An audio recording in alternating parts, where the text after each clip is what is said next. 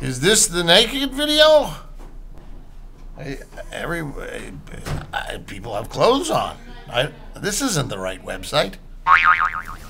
Here it is, folks. We're actually video blogging. Yeah. One of the things I was thinking about tonight is that the journey nature of things, and so many things in life you can, analogize to being a journey, and particularly tonight, because the lead artist for tonight was one of the first people that I did the naked stage with back 7 years ago at Southampton College. May rest in peace. And it's just great that 7 years later, Jim Larocca is back with a play that he saw while his play was in New York doing something else, and it's just neat the way that stuff happens. This play tonight is interesting. The young people you're about to meet brought this to me as an idea of something they would like to bring to the next level. They heard it, discovered it, and it's got 4 nice parts in it, and you'll hear it in a minute. So we did it some weeks ago at the neighborhood playhouse, and it seemed to be nice to bring it out here as well.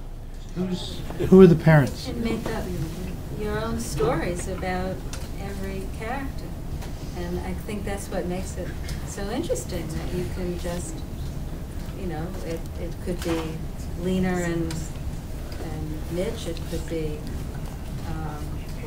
Toby and Amber. It could be Meredith and I think it's Toby and Leah's. Lena, Toby and Leah. Yeah, I think so. Does it make any difference? No. No, Only like if they want to have any more. It was like, to me, it was like it's a dysfunctional, and it could be anything. People were saying anything they want, but I think the end of it is, who cares? Do people find the continual shifting like something that pushed them away, or something that drew them in, or a little of both? I mean, how did people feel about the? I mean, this is the first time I've seen it. Jim brought this. No, and I'm sitting there going like, wait, who's with that? And I'm looking at the program, and I saw the people doing that, and you two back there kept on doing this thing. You kept on nudging, and why? waking him up. No, I had my dreams. Let me tell you about those. Well, as the actors worked on this, They were superb. did you Superb actors. have to think about it and try to figure it out for yourselves, or did you just let the play wash over you? You definitely have to make your own decision. We probably all have different theories about many of the things in the play, but you don't have to tell anyone. So similarly to the play, you can kind of make up your own story. One thing we did try and find out from the playwright, because we worked with her a little bit for this reading that we did back in November, one of the questions we brought to her is Kevin, Lena, and Toby's child? And she said she wouldn't give us an answer. And she said but for clarity's sake, what she said is if it were their child, that both of them have created such strong realities that would wash that away, that that they weren't conscious of it. I like the way Butler opened lines of communication and feeling, and was kind of the conduit, and the accents were terrific. Acting was superb. The writer is fantastic, the genius. This play draws you in.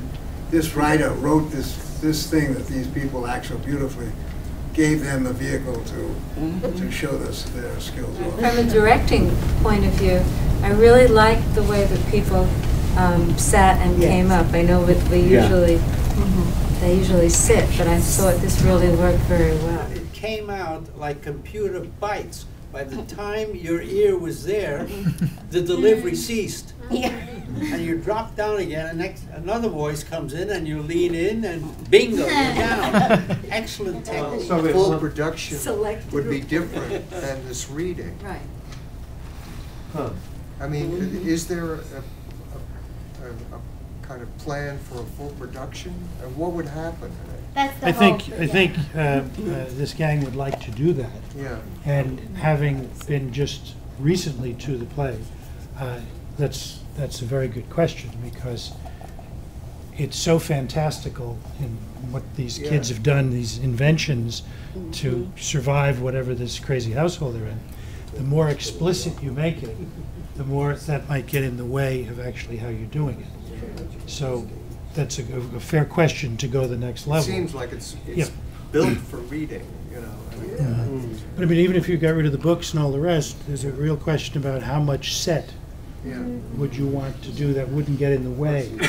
A friend of ours had told us Mentioned that they had seen it in a workshop and said that it was something that was really compelling and that we should take a look at it. And Sue Kate was actually the first one to pick up a copy and read it, and approached Amy about it, who the playwright is the playwright who lives in Brooklyn.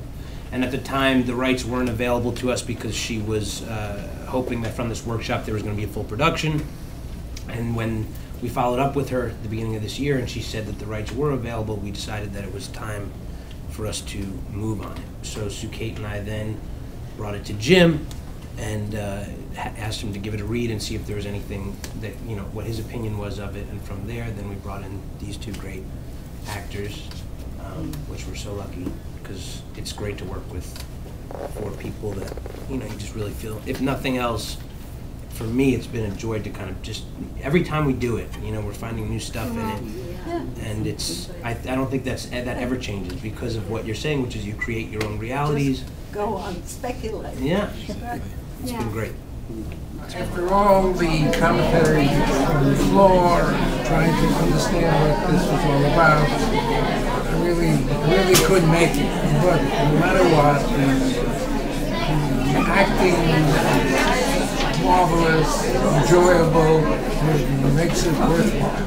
kind of was a twist on American families, and that, you know, it doesn't have to be about titles put on like a mother or father, and it can really just be about people who love each other. And why does American family have to have a title or these gender issues, labels? That's what I think I like the most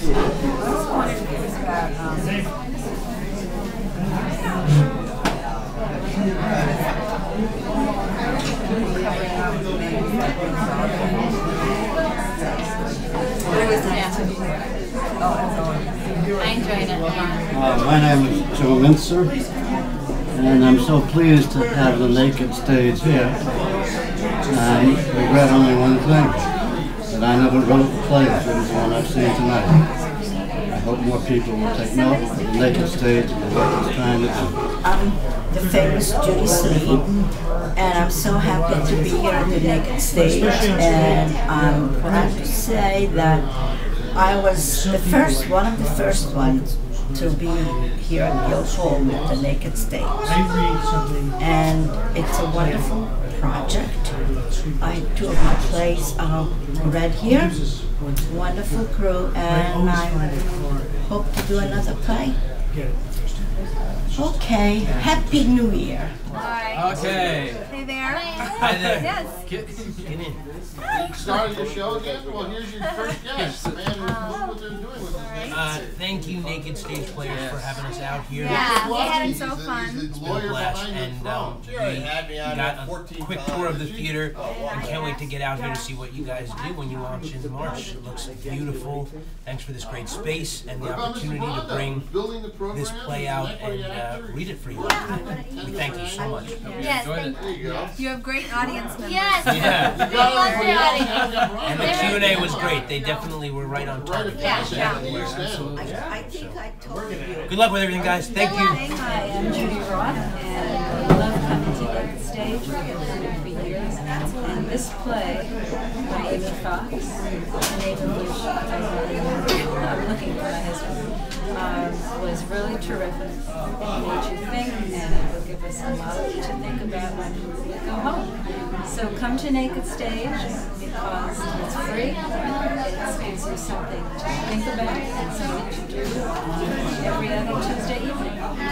The next play is Hurly Burly, an old play by David Ray, who there is a profile of in New York a couple of months ago, and that is next Tuesday night at 7:30.